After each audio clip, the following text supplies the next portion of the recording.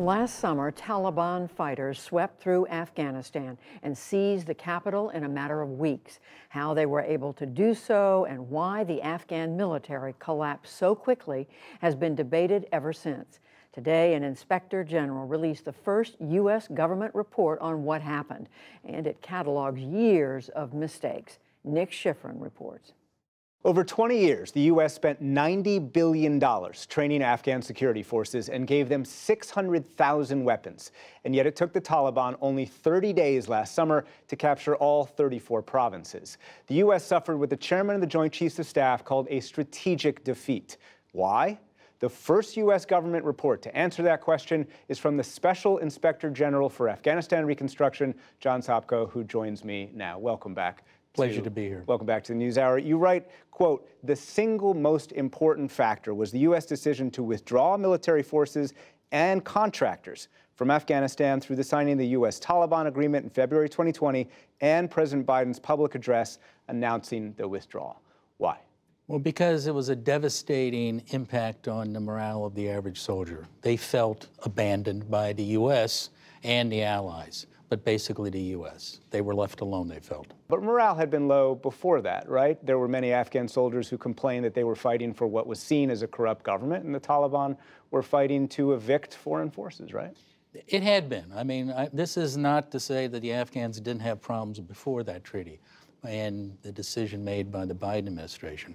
But what really happened was they felt essentially that the Taliban had cut a deal with our government, and to some extent maybe their own government, and they were left in the lurch. And the average Afghan soldier was being told by his leadership out in the provinces that deals had been cut. Part of the agreements were withdrawing contractors specifically. And you quote a former U.S. commander telling you that pulling contractors out was like pulling all the sticks out of the Jenga pile and expecting it to stay up. Why were the Afghans still so dependent on contractors? Because we had given them equipment, highly sophisticated American equipment, and they weren't capable of maintaining that equipment by themselves. And that is indicative of a larger problem, a long-term problem of what's been called mirror imaging, creating the Afghan forces in the guise of U.S. forces, not only the weapons they use, but even the structure of the army itself. How fatal do you think was that decision? That was a fatal flaw. That was something that had been identified, particularly in the area of logistics. Logistics were horrible. And although we gave them a lot of weapons, a lot of bullets, a lot of material, if there's no way to get it to the troops, then the troops will die. Was there an alternative? Could the U.S. have built an Afghan military less mirror-imaged? It could have happened. Or we could have spent more time building the capability.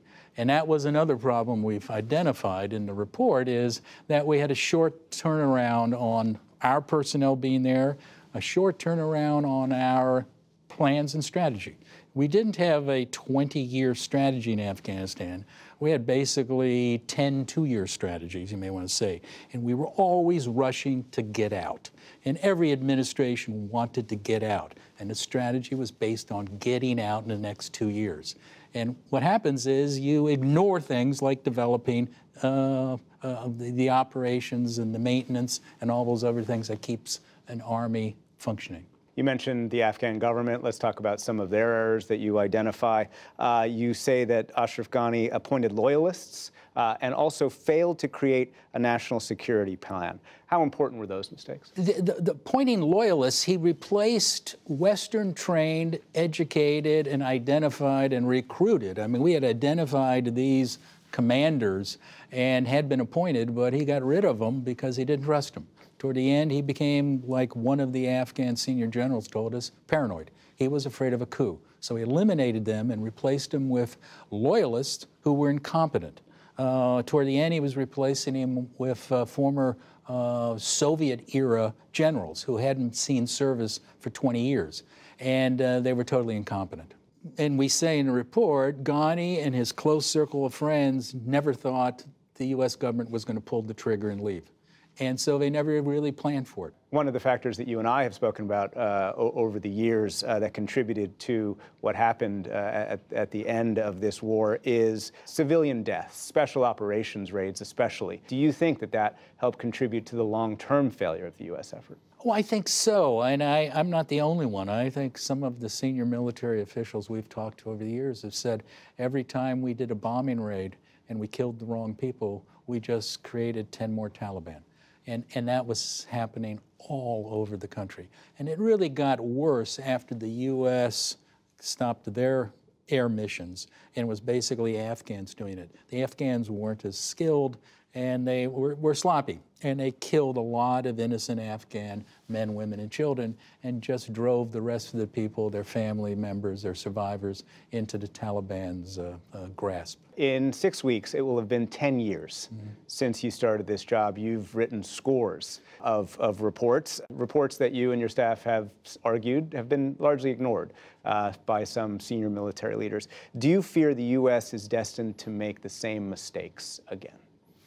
I hate to say it, yes. The senior leaders will tell you we're never going to do it again. Well, that's exactly what we said after Vietnam. We're never going to do it again. But we did. We did it in Iraq. We did it in Afghanistan. We're starting to do it in countries in Africa. It's a slippery slope when you start sending in U.S. military equipment, start trying to recreate a country's military or government in our image, and all of a sudden we're going to find ourselves in the same thing.